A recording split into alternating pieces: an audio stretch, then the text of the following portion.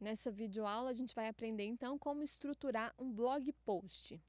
Não importa se a gente está falando de Senhor dos Anéis, Tubarão ou Procurando Nemo. Seja qual for o clássico da literatura ou do cinema, vai estar lá uma estrutura básica de qualquer história. Que estrutura é essa?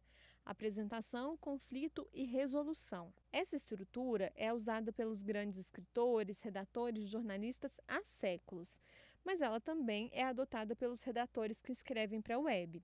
A diferença é que dentro do que a gente chama de marketing de conteúdo, que é o que a gente está aprendendo a fazer aqui nessa videoaula, ou nessas últimas videoaulas, essa estrutura acabou ganhando alguns nomes um pouquinho diferentes.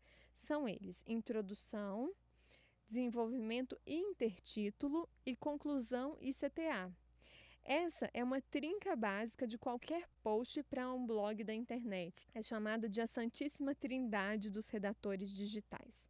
Então vamos falar sobre a introdução. Então vamos lá. Em 1975, o diretor Steven Spielberg fez história no cinema ao levar para as telonas a trama do best-seller Tubarão. Essa história mostra a caça a um gigantesco tubarão branco nas praias de uma pequena cidade do interior dos Estados Unidos, e a história ela já fisga a nossa atenção nos primeiros minutos de filme. Ela começa com uma jovem que está sendo atacada pela fera durante a noite enquanto mergulhava no mar. Ao recriar essa abertura do livro, o diretor Steven Spielberg fez mais do que produzir uma cena memorável do cinema. Ele também deu uma aula de se chamar a atenção da audiência ainda no comecinho da história. Assim como no cinema, é na introdução que o redator web deve mostrar que aquele conteúdo vale a pena. Na tela do cinema, o diretor tem no máximo 10 minutos para capturar o interesse do público. Já nos posts para blogs, o espaço que o redator tem é de um scroll de página. É só uma roladinha do mouse para baixo, que dá em torno de umas 4 ou 5 linhas de texto, além do título inicial do post. Parece pouco, né? Mas se a gente conseguir criar uma abertura realmente interessante para o nosso conteúdo, aproveitando a possibilidade de inserir aí uma imagem chamativa logo no topo e no finzinho fazer uma chamadinha como continue lendo para descobrir, a gente vai conseguir conquistar o nosso usuário, o nosso leitor, e ele vai passar tranquilamente para a segunda etapa do post, que é o desenvolvimento em intertítulos. Se a gente conseguiu chamar a atenção do leitor para o assunto, ótimo. Agora é a hora de desenvolver a ideia, mas a gente tem que ter atenção. Desenvolver um conteúdo online não é o mesmo que escrever um projeto para a faculdade ou um relatório para o chefe. Porque depois da introdução, a gente ainda tem que lutar para manter o interesse do leitor até a última linha, sem correr o risco de perder essa atenção durante o post.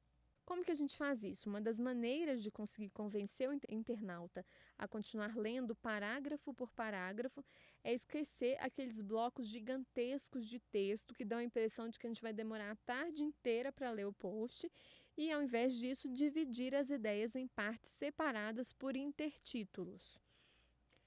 Um exemplo, pegar um livro como O Senhor dos Anéis, Harry Potter, 50 Tons de Cinza ou qualquer outro livro aí livro grande, né, que vocês gostarem. Imagina você ter que ler esse livro todinho, de cabo a rabo, só que ele não tem capítulos. Ou seja, é um textão que começa na primeira página e só termina na última. Você ficaria com vontade de fazer isso?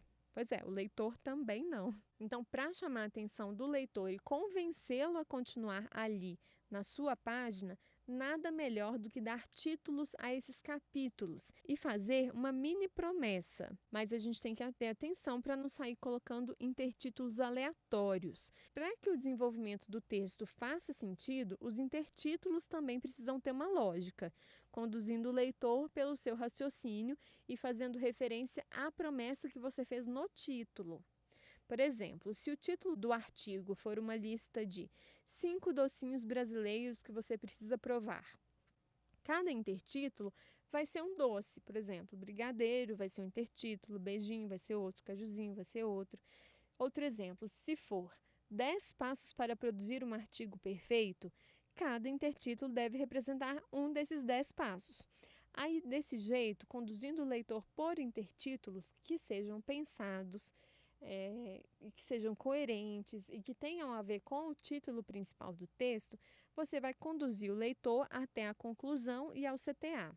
Conclusão e CTA. Não precisa ser nenhum gênio para saber o que é uma conclusão, né? O próprio nome deixa claro que é o momento em que a gente vai concluir tudo aquilo que a gente disse no post, mas além disso, a gente vai direcionar o leitor para o CTA. O que é o CTA? É o Call to Action. Ou seja, é uma chamadinha que a gente faz ao final do post para incentivar o leitor a fazer alguma ação. Por exemplo, pode ser assinar a newsletter do blog, fazer um comentário, curtir a fanpage ou até comprar um produto. Isso precisa ser feito só no finalzinho do post, porque se a gente coloca isso no desenvolvimento, a gente pode acabar distraindo a pessoa e fazendo com que ela desista ou se esqueça de ler tudo. Além disso, se a gente coloca no finalzinho do conteúdo, as chances do leitor de tomar uma ação diante daquilo que foi sugerido são bem maiores.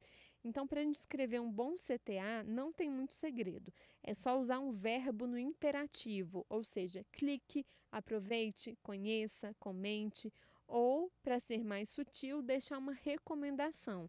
Que tal fazer isso? Que tal fazer aquilo? Por que não comprar isso? Por que não comprar aquilo? Entenderam? Então, depois que a gente viu a estrutura, né, do blog post, com o título, a introdução, os intertítulos, a conclusão e o CTA, a gente vai passar agora para entender a escaneabilidade desse blog post. A maioria dos internautas só lê 50% do conteúdo de um post. Então, para a gente chamar a atenção dos leitores e convencê-los a ir do título, né, ou da introdução até o CTA, a gente tem que usar alguns truques. O primeiro deles, dividir para conquistar. Os intertítulos que a gente vai fazer no desenvolvimento do texto aumentam muito a escaneabilidade do conteúdo. E eles também ajudam a deixar a leitura fluida e atrativa. Então, a gente tem que apostar em parágrafos curtos, de 6 linhas para menos. E abraçar o espaço em branco, como dizem os especialistas. Usar esse espaço em branco dá a impressão de que o texto não vai tomar horas do tempo do leitor. Outra dica é o poder da objetividade. Não adianta também fazer parágrafos curtos se o texto não acaba nunca. Então, além da gente ir quebrando o texto em intertítulos, a gente tem que ser também conciso. Frases curtas, objetivas e zero de enrolação. Isso facilita a leitura e motiva o leitor a continuar seguindo em frente. Outra dica é ter conteúdo visual. Talvez a gente, como redator web, não seja responsável pela escolha da imagem ou do vídeo que vai acompanhar o nosso texto. Mas mesmo assim, se a gente tiver chance de acrescentar alguma das mídias visuais, a gente não pode deixar de fazer isso.